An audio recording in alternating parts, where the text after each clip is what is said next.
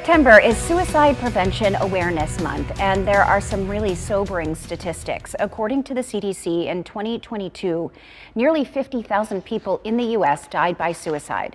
That is the most suicides in a single year in U.S. history, and it marks a 2.6% increase over the prior year.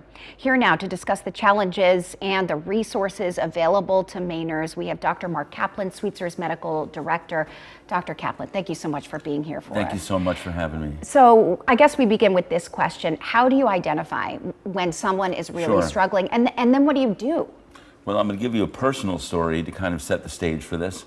When I was 21, which was a long time ago, I had a family member that I walked in on them after they had attempted suicide. Now the good news is they're great. They've been great for years, everything's good. But here's what I wish I would have known then. I wish I would have known how to identify what depression looks like.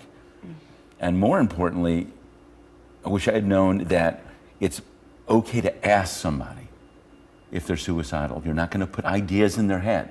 You got to ask them.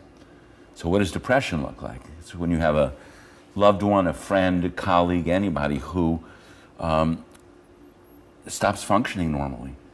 They'll often stop bathing, their hygiene gets worse. They'll talk about no hope for the future. The things they used to enjoy doing, they're not really doing them anymore. Their sleep cycle can become flipped because they don't really want to get up for school or work in the morning. So they'll just stay in bed and then they're kind of up all night. Their substance use may increase. So a number of factors, but they'll look just like they're moving in slow motion very often. And they'll be talking about no hope anymore. I mean, the question, just to ask, that's the thing. Right. I think people feel a little bit nervous, or they don't know what the right words are. Exactly. And I think what I'm hearing is just say it, right? Just say it. Yeah. Now you can say, say to your loved one, friend, whoever, are you thinking of no longer wanting to be alive? So we can get you help, Yeah. And that saves lives. That saves lives. Doesn't put the idea into somebody's head. But you also have to be able to imagine that scenario. Right. Even though that's heartbreaking.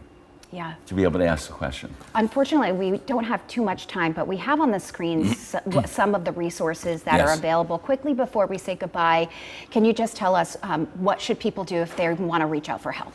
Well, if they want to reach out, we have the Maine Crisis Hotline. And the number's right available on the screen.